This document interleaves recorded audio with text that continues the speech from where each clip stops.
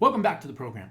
So the first thing I want to talk about is the media, as we always like to talk about them and how corrupt they are and what big liars they are and why I call them Presstitutes, because that's what they are. They're basically whores for the Democrat Party and the establishment in Washington, and they've been like that for decades. And what they like to do is they like to have meetings, okay? They have meetings by the heads of major news organizations, and they have either a Zoom call or they do a conference call. And they get together every Monday, this is fact, by the way, and they discuss how they're going to talk about the most upcoming stories. They come up with a word that they test, and they think that, yeah, I like that word, so let's run with that word. So last week, President Trump bravely stood up to the South African president. And of course, as soon as he did that, they came up with a way to attack him for it. Not looking into and being actual journalists and looking into the fact that there is indeed white genocide happening. As a matter of fact, the crazy, whatever his name is, Julius Mobisa or Mumima or whatever the hell his name is, who he was talking about, kill the Boer, kill the family, kill the farmer, kill the whites, right? He did it Saturday again.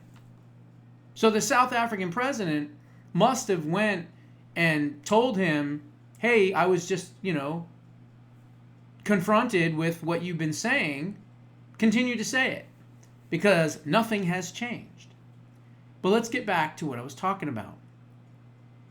The media likes to be in sync. They have a messaging detail that they come up with typically once a week, okay? From people that I've talked to, the heads of these major networks get together on Monday mornings and they discuss how they're going to handle the news. And so after that happened, well, here is the word that they all decided to use. And let's see here. It won't be a shocker, folks. That's for sure. Let me make sure that we don't have a million ads first, which of course we do. So remember, they all get together and they all say the exact same thing. And here is exactly what they all said that week. In the Oval Office today, the tense confrontation, President Trump ambushing the president of South Africa. Next, another Oval Office meltdown, President Trump ambushing the president of South Africa. President Trump is being accused of conducting something of a diplomatic ambush of South Africa's president in the Oval Office. To be with you, I'm Katie Tur. President Trump orchestrated another Oval Office ambush today. Today, Donald Trump meeting with the president of South Africa and attempting to ambush and humiliate that leader. To Zelensky territory, where essentially he was a bit ambushed inside the Oval Office. Felt like an ambush in there, kind of like the President Zelensky meeting in the Oval Office. This was an ambush. It was orchestrated. Cyril Ramaphosa brought his best diplomatic self to this meeting, but nothing could have prepared him for this multimedia ambush. What started as, to some degree, an ambush. Well, Katie, I mean, it was an ambush. Ambush. Ambushed. Ambush. An ambush. Ambushing. Ambushed inside the Oval Office. This is why I call them prostitute whores, okay? And isn't it interesting that they accused President Trump of having a coordinated attack against the South African president. Meanwhile, their response to that so-called coordinated attack was nothing more than a coordinated attack. They are lower than pond scum, they are disgusting, and they are people that honestly need to be in jail for what they're doing and the propaganda that they're spreading. And, as a member of the media, certainly not that type of media, I'm going to continue to call them out on it. Okay, so let's talk about a couple other interesting things. So the COVID thing is blowing up, right? We know now that there's documentation that has been given to Ron Johnson and others that not only prove that there was a major medical establishment, scientific community cover-up. But more importantly, millions of people died around the world and in the United States of America, all because of this. They wanted to have these shots in people's arms. They didn't care what the side effects were. As a matter of fact, one person at the World Economic Forum literally said, we were building the plane as we were flying it. So what does this mean? It means that they never let a good crisis go to waste. They had this fake crisis, this fake pandemic, and they decided that we're going to make money off of it. We're going to make sure that people die. We're going to cover up their deaths. We're going to cover up the dangers. We're not going to tell people about the side effects. They're going to continue to take our poison. They'll die. We'll cover it up, and we'll never be held accountable. That was their goal. And quite frankly, right now, their goal is still working. Hopefully we get to the bottom of it. So anyway, this is just kind of some of the latest. The safe and effective narrative has completely collapsed, of course. Senator Ron Johnson brought all the receipts exposing how the Biden administration deliberately hid vaccine harms from the public. Myocarditis, pericarditis, advanced cancers, strokes, heart attacks, skin lesions, pain at the injection sites, just strokes. I mean, you name it. All kinds of horrific things. It's almost as if you see the commercials on television where they talk about this wonderful drug and the ladies, running through a field with flowers, right? Meanwhile, underneath it says, if you take this drug, you may be bleeding from your butthole and both eyes constantly, right? And they make it sound all wonderful and great. Well, they didn't even allow those types of messages to come out to the American people. Nope. You, whoever took it, you were forced to take it, some of you. Terrible and sad that happened. But, there should be a class action lawsuit. Senator Ron Johnson opened the hearing with a bombshell. The Biden administration knew about all of the deadly heart risks tied to the COVID shots and deliberately kept it from the public. Johnson released newly subpoenaed records exposing a detailed timeline of what officials knew and when they knew it. Pfizer, Moderna received insider updates. Doctors and citizens who raised concerns were completely silenced. In February of 2021, Israeli health officials warned the CDC of a large report of myocarditis, particularly in very young patients. Following Pfizer's injections, just 2.5 months after the vaccine received emergency authorization, by April, the CDC was already reviewing and hiding myocarditis data from Israel and the Department of Defense. But they also refused to alert the public, and they stayed quiet because it was all about this, and they didn't care who was injured. By the end of that month, VAERS, which, by the way, the VAERS reporting system, remember, it is voluntary. It is not mandatory. These hospitals, these doctors, these nurses, these surgeons, these emergency room technicians, none of them are forced by law to report adverse conditions to VAERS. It is 100% voluntary. So what does that mean? That means that about 1%, maybe even less than that, actually gets reported. So what does that mean? That means take that number times 100 or 200% or maybe even higher. That is how many people have died and have been injured from these drugs and these vaccines. By the end of that month, VAERS had recorded 2,926 deaths, nearly half of which occurred within 3 days of injection. Somebody ought to be looking into this, Johnson said. In May, the CDC considered issuing a formal health alert, but scrapped it. They replaced it with a much more watered-down guidance that removed a key warning for doctors to restrict physical activity in these myocarditis patients. Francis Collins, another one who should be in a jail cell, then the director of the NIH, brushed it all off, said, quote, "Sometimes, Senator, people just die," he told Johnson. In just 6 months, the total and the death toll was a staggering 384,270 reports of adverse events. Now, remember, 4,812 deaths, 1,736 of those occurred within 48 hours of injections. But a total number of 384,270 reports of adverse events. That's not been reported to VAERS.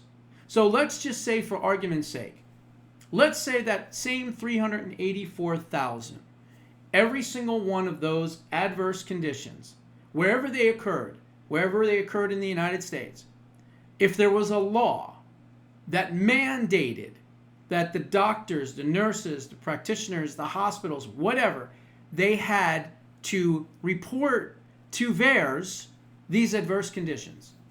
Remember, 1%. So take that times 100%. How many millions of people were actually harmed in adverse conditions and adverse events from these injections? Too many to even count, okay? So that's why I wanted to point that out. So here's one clip. What I want to do right now is, in a more succinct fashion, go through a abbreviated timeline as it relates to the myocarditis issue.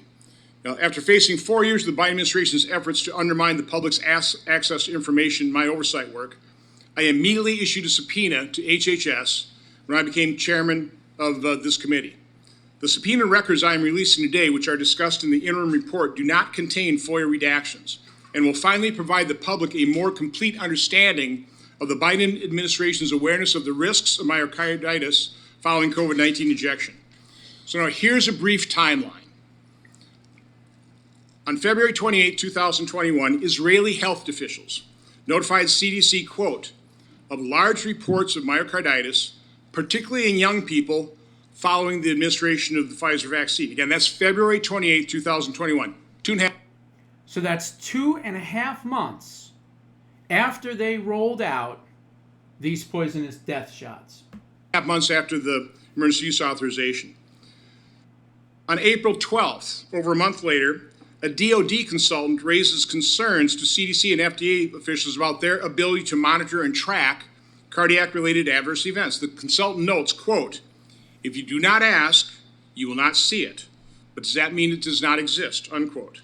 Around the same time, in mid-April 2021, CDC officials discussed safety signals for myocarditis, quote, for myocarditis with mRNA vaccines. Based on DOD and Israeli data. So this thing just paused. What I want to just stopped real quick, but think about this for a second, okay? And there's more to this. If you have a situation where you roll out a new drug, that drug typically has to go through numerous trials, okay? Not one or two. We're talking 30, 40, 50 different trials with different people in different circumstances and different amounts and, you know, different lengths and all these different things that they do. And those trials take 5, 6, 7 years to complete because you need a long reference list of adverse conditions, possible side effects, you know, all these different things. But here's the interesting thing. When they roll out a new drug, okay, big pharma and pharmaceutical industry, when they roll out a new drug, they do these trials. They usually 25, 50 people. If even one person dies, the whole thing ends. And they start 100% completely over. Okay? That's how it's been for 50, 60, 70, 80, 100 years. But not in this case. No. This case, you had a made-up emergency, which allowed government control to shut down the country, mask everybody up, lock everybody down, and then you're all sitting there like guinea pigs. You're all watching Netflix. You're watching, what was that idiot, the Tiger King thing that was on at the time, right? You're all distracted, and you're listening to the panic porn on the Prestitute media sites. And they're saying, another one died, another one this, another one now. They're showing the map. Oh my God, it's coming, it's coming. So everyone's sitting there, biting their nails in fear. And so what do? You listen because you think these people have your best interest at heart. And some of you, not all thankfully, ran down there and got your booster shots and your shots and all these other different things. And then even when it wasn't working, they told you need another one. And so many people went back and got more.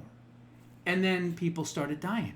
So when the government, within only a few months, within 2 to 3 months of the first person dying, if they would have shut down the whole thing, think about how many millions, not hundreds or thousands, millions of lives around the world could have been saved if they just had human decency, if they just cared even a little bit about humanity.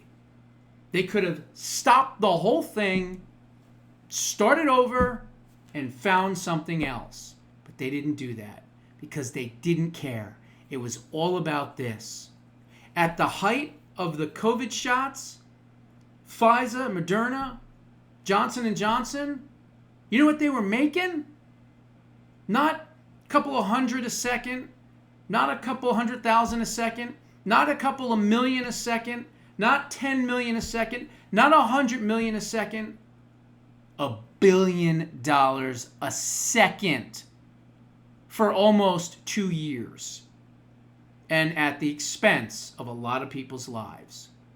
These people, every single head of all of these pharmaceutical companies, and many of these people at NIH, NIAID, World Health Organization, all these people need to be prosecuted. Now, is it going to happen? I don't know. What I can tell you is that Ron Johnson is continuing to open up Pandora's box that has been hidden.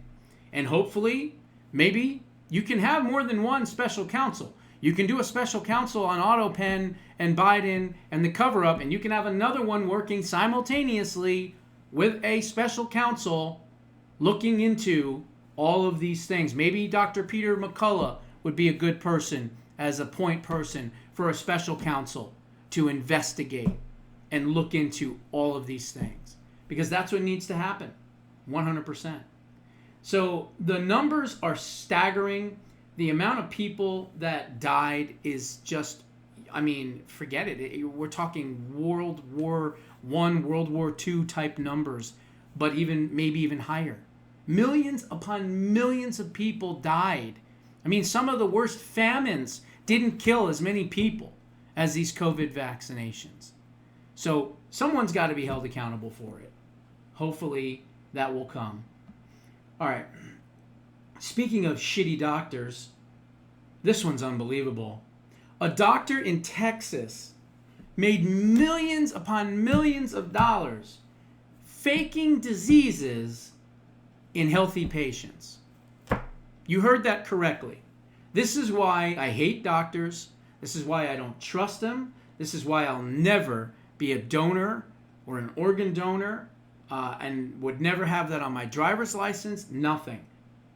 A Texas rheumatologist who turned his license to practice medicine into a $118 million fraud scheme to finance his high-end lifestyle by falsely diagnosing perfectly healthy individuals will spend the next 10 years in a much far luxurious place.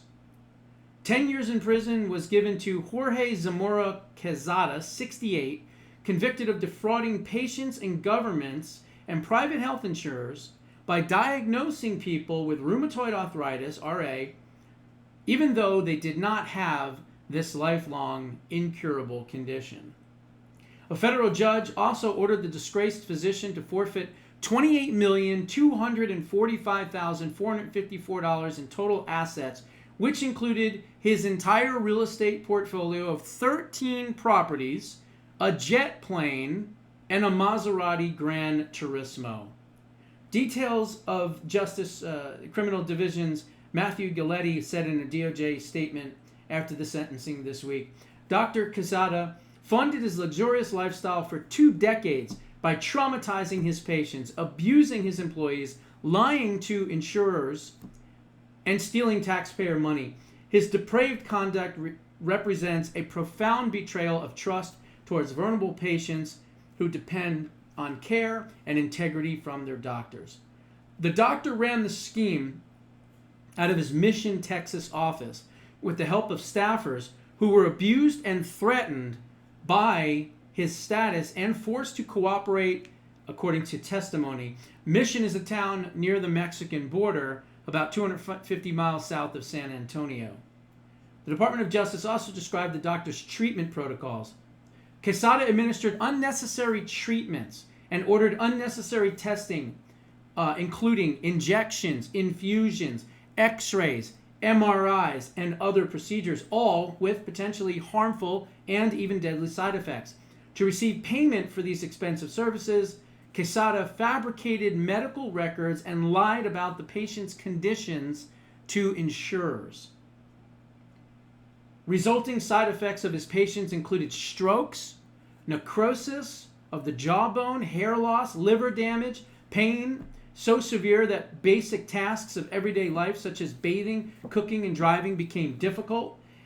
One patient testified in the 25-day trial that, quote, they're constantly in bed and being unable to get up from bed alone and being pumped with medication. I didn't feel like my life had any meaning anymore. One mother described how she felt that the child served as a, quote, lab rat, and others describing abandoning plans for college or feeling like they were, quote, living in a life in the body of an elderly person, end quote. Other physicians in the Rio Grande Valley testified against Quesada, revealing healthy conditions when they treated hundreds of patients who were convinced that they had rheumatoid arthritis. The Department of Justice statement also included evidence photos of where the practice stored its medical files, showing a shed ravaged by rodents and termites, with most documents covered in feces and urine. This scumbag only got 10 years in jail for this. Think of how many lives he has affected. So, moral of the story, you go to a doctor, do some research. Make sure you know who that doctor is. That's what I would say, number one. Now, let's end with something that I think is pretty incredible, to be honest. When you see in your child or your grandchild a certain skill set, a prodigy-like skill set, and you know deep down in your heart by watching this child that most kids their age cannot do what your child is doing. Whether it's dancing, whether it's singing, whether it's drawing, whether it's, painting, whether it's drumming, whether it's schoolwork. If you find you have a child that has the ability to do things that much older children might even struggle with, and they're younger and they can do it no problem, it's important to recognize it and do whatever you can to foster that child and make sure that they continue to get better and better at whatever skill that may be. Me personally, I noticed at about 3 years old that my son had a natural ability to play the drums. So we made sure by the time he was 7, 8 years old that he went into drum lessons. And he had drum lessons up until he was 18. Now, I'm not sure what he's doing, but hopefully something with music. But that's just one example. Here's an interesting example. Imagine an 11-year-old child that is graduating college, not high school, college, with not one, but 2 associate degrees. An 11-year-old child. Listen to this crazy story.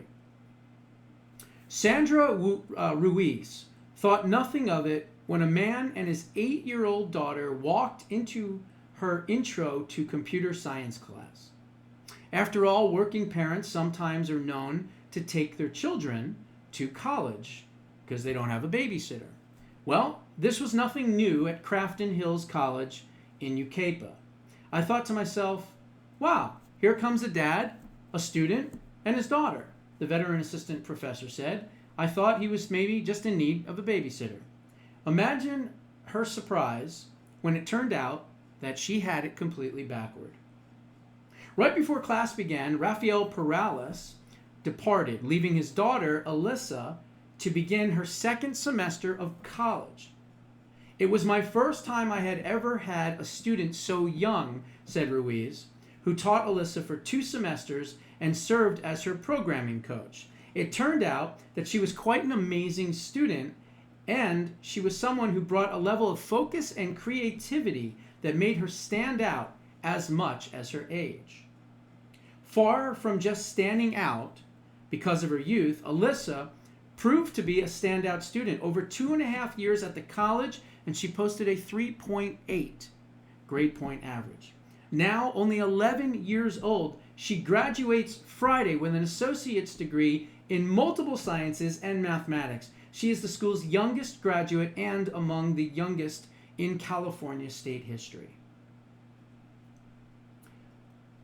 Up next is a university. She's already been accepted to a few universities in California's campuses, though she hasn't decided yet where she is heading this fall. Eventually, the tween dynamo dreams of working with artificial intelligence at aerospace giant SpaceX. It's really exciting time to be graduating, preparing for my future, said the 11-year-old.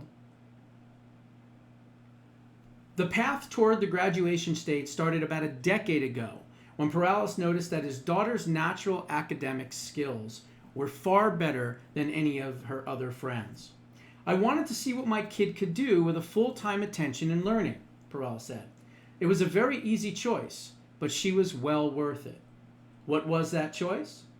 He was a civil lawyer by trade who was divorced and was raising his daughter alone. Perales then quit his burgeoning practice to become Alyssa's full-time educational instructor. The duo treated learning like a profession, studying 8 hours a day, 6 days a week. I worked hard from the beginning until now, Alyssa said, and I felt like it was a natural at the work and at learning. It all came very easy to me, but I still had to work hard. By her second birthday, when most children are expected to just recognize basic shapes and colors, she was conversing in short 2 to 4 word sentences. Alyssa had already mastered the alphabet and could count into the hundreds. At 2.5 years old, she could read on her own, and by 3, she was writing with upper elementary school precision, had conquered multiplication tables, and understood long division, her father said. I had to buy her larger, thicker pencils that she could hold in her hands to do the work, he said. Alyssa moved on to even more challenging work, and by age 4, was already doing basic algebra. I didn't even pass Algebra 1 in high school, okay? I took pre-algebra, I passed that, and then I had Algebra 1, and I was like, this sucks. You know, once letters got involved with numbers, I was like, all right, I'm done. So I didn't even pass that. She's passing algebra courses at 4.5, 5 years old. Perales said he eschewed more established public and charter schools, feeling that he would offer the same rigor that he could.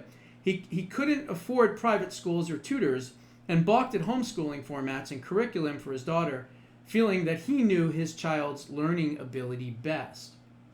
He received his educational training from what he calls YouTube University, mixing in with do-it-yourself tutorials and educational entertainment such as the Busy Beaver's language skills videos with old-fashioned staples such as flashcards and even coloring books. I wanted something out of the box for my daughter, and I tailored the learning just for her, he said. Perales then said that he shifted from earner to educator, and that came with a massive economic hit that left him scraping by for many, many years. Father and daughter subsisted on a few real estate investments that allowed them to, quote, pay the bills. But the work definitely paid off. By 8 years old, Alyssa had completed all the coursework mandated for the state to graduate from high school with a diploma. She obviously had some innate spark that really drives her to excel, but she has put in the time as well, Perales said. It wasn't all hard work, though. Between the ages of 4 and 8, Perales scaled back, reducing classroom time to 5 days a week. Wanting to reward his daughter, Perales bought a Disneyland season pass and took Elisa to the happiest place on earth every weekend. So that's nice. The child's working, Monday through Friday, doing well, doing all the assignments and everything else, learning. And then the weekend, be a kid. Go to Disneyland, go on the rides, eat cotton candy, do whatever you want to do so that you get that break, that emotional break that you need. And then, boom, you can go back to it on Monday. Very interesting. Wanting to, and then it says, there she found noshing on chicken tenders, turkey legs, and Mickey Mouse cookies. While the scientific part of Alyssa's mind wondered how many cast members were necessary to operate her favorite ride, Star Wars, Rise of the Resistance, the rest enjoyed the drops, the dark turns, and ultimately successful escape. As graduation day drew closer, however, her path to this point also drew some backlash.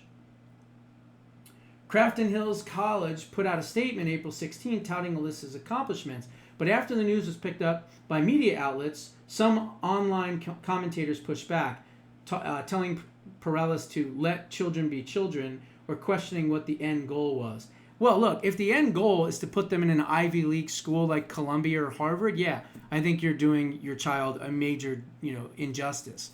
But if you're giving that child the skill set to be able to graduate early, homeschool them, or put them, in a program that's not being indoctrinated into the public school system and things like that, teaching them online, whatever it may be, and she has, the ability to kind of like skip all of the indoctrination that is part of the college experience and then starts working and things like that, yeah, then I think he's doing a real good job.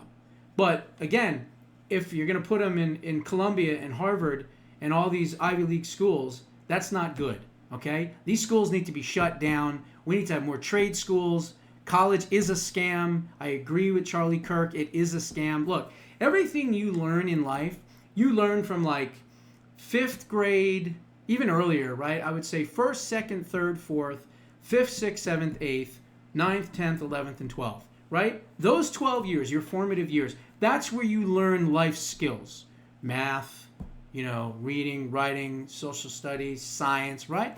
What does college do? College takes those 12 years and puts them into one, and they don't teach you necessarily new things. They teach you how to think, and they teach you personal responsibility, because if you don't do the work and you don't study, you're not going to pass. And it's on you, not on the school. So that's really the difference that I see. And again, that's why I see it more as a scam. Because what you need to learn, you've learned already. College just shows you how to think a little bit deeper, but there also are the pitfalls, which are the indoctrination and all the other crazy things that happen on these college campuses.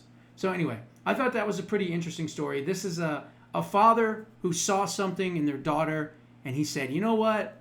I'm going to continue to work with my daughter. I want to make her the best person that she can be, and I'm going to sacrifice and give everything I can to that child. And to that, I say, God bless Mr. Perales, and good luck to his daughter. Those are my thoughts. What are yours? Put them down in the comments below. We'll see you in the next one.